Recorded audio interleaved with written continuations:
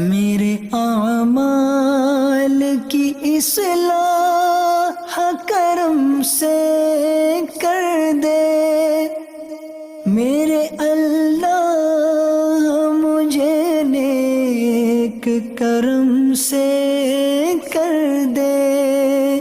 الحمدللہ رب العالمین والصلاة والسلام علی سید المرسلین، اما بعد فاعوذ باللہ من الشیطان الرجیم، بسم اللہ الرحمن الرحیم۔ الصلاة والسلام علیک یا رسول اللہ وعلی آلک واصحابک یا حبیب اللہ۔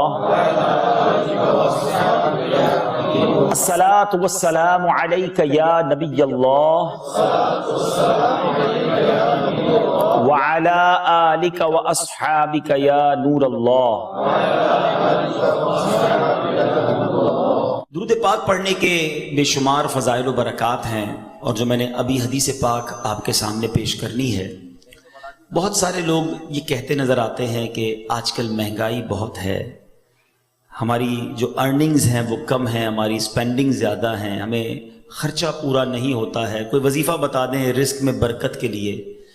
آج میں نے آپ کو وہ وظیفہ بتانا ہے کہ کسی عام آدمی سے نہیں، خود نبی پاک علیہ الصلوۃ والسلام نے ایک صحابی رسول کو یہ وظیفہ بتایا۔ غور سے سنیے، بالخصوص اگر آپ کسی وجہ سے رزق کی تنگی کا شکار ہیں، آپ کو مہنگائی ستا رہی ہے اور آپ کی ارننگز اور اسپینڈنگ میں ڈفرنس ہو گیا ہے۔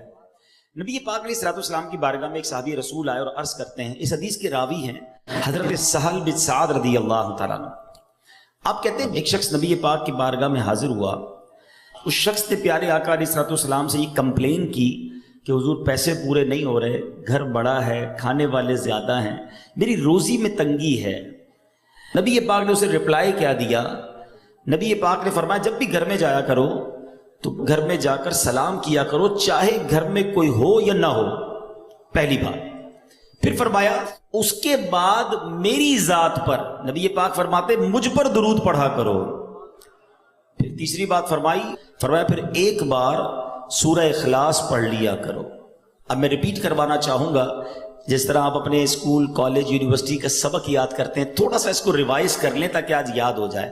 3 باتیں نبی پاک نے فرمائی۔ پہلی بات، گھر جا کر سلام کرنا ہے۔ کیا کریں گے گھر جا کر؟ کوئی ہو یا نہ ہو۔ پھر اس کے بعد آپ نے نبی پاک پر درود پڑھنا ہے، پھر سورہ اخلاص پڑھنی ہے۔ یہ 3 باتیں نبی پاک نے صحابی رسول کو بتا دی۔ اب رزلٹ کیا، ریوارڈ کیا ملا؟ اس شخص نے ایسا ہی کرنا شروع کر دیا۔ آفٹر دیٹ رزلٹ کیا ملا؟ اللہ نے اتنے رزق میں برکت ڈال دی کہ اس کے پڑوسیوں اور رشتہ داروں کو بھی وہ بانٹنے لگ گیا۔ درود پاک، سبحان اللہ، یہ ایک ایسا وظیفہ ہے کہ نہ جانے اس کے کتنے فوائد ہیں۔ آپ کو جو پرابلم ہے آپ درود پاک پڑھیں اس نیت سے، اللہ پاک اپنے کرم سے، اپنے حبیب علیہ الصلوۃ والسلام کے صدقے اس پرابلم کو دور کر دیتا ہے۔ تو براہ کرم اگر میرا کوئی بھائی، میری کوئی بہن، کوئی ویور کسی طرح کی بھی رزق کی تنگی کا شکار ہے، یہ وہ وظیفہ ہے، یہ وہ فارمولہ ہے جو خود نبی پاک علیہ الصلوۃ والسلام نے عطا فرمایا۔ جب بھی گھر جائیں سلام کریں، درود پاک پڑھیں، سورہ اخلاص پڑھیں۔ اللہ کریم سے دعا ہے رب کریم ہم سب کے رزق حلال میں برکت عطا فرمائے۔ آج میں جس ٹاپک پر آپ سے اسپیشلی بات کرنا چاہتا ہوں کہ دنیا میں بہت ساری ایسی چیزیں ہیں کہ جس کے لیے میں اسٹرگل کرتے ہیں۔ why you here to study؟ آپ کیوں آئے ہیں پڑھنے کے لیے؟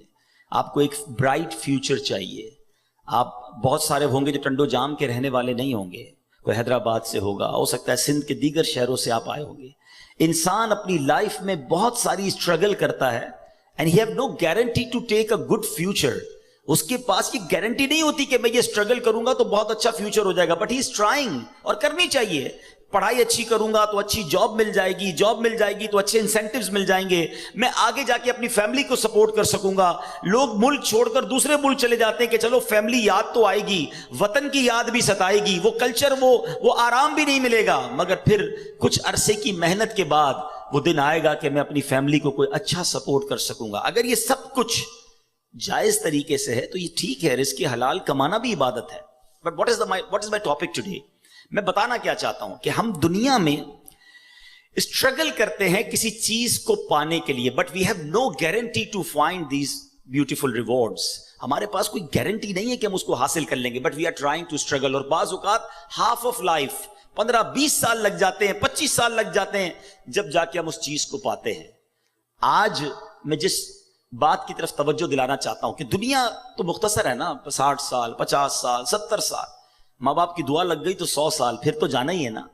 آخرت میں وہ کیا چیز ہے جو ایک مسلمان کا مطمع نظر اور الٹیمیٹ گول ہے کہ مجھے وہاں جانا ہے اور وہ حاصل کرنا ہے؟ یقیناً ہر ایمان والا یہ چاہتا ہے کہ میں نے جنت کو حاصل کرنا ہے, کیونکہ مرنے کے بعد 2 ہی آپشن ہے نا, یا تو جنت ہے یا دوزخ ہے. دوزخ میں تو کوئی نہیں جانا چاہتا, اللہ ہم سب کو محفوظ فرمائے اور بلا حساب جنت میں داخلہ عطا فرمائے.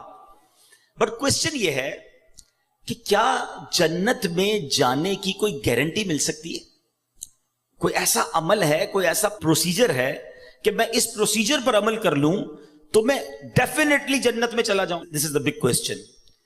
جناب, اللہ نے رزق کا وعدہ تو کیا ہے جس کی اسٹرگل میں ہم ساری زندگی گزار دیتے ہیں, مگر اللہ نے جنت کا وعدہ نہیں فرمایا, مغفرت کا وعدہ نہیں فرمایا. ٹھیک ہے نا, جنت تو مرنے کے بعد پتا چلے گا کس کو ملنی ہے کس کو نہیں ملنی ہے. آج جو ٹاپک ہے میرا کہ کیا جنت کی گارنٹی مل سکتی ہے؟ جی ہاں, آج میں نے آپ کو انشاءاللہ احادیث کے ذریعے کچھ بتانا ہے کہ جنت کی بھی گارنٹی مل سکتی ہے. And this is not a big deal. We have to do something جو ہم نے اپنی لائف میں کرنا ہے, اور ہم جنت انشاءاللہ گارنٹیڈ حاصل کر سکتے ہیں.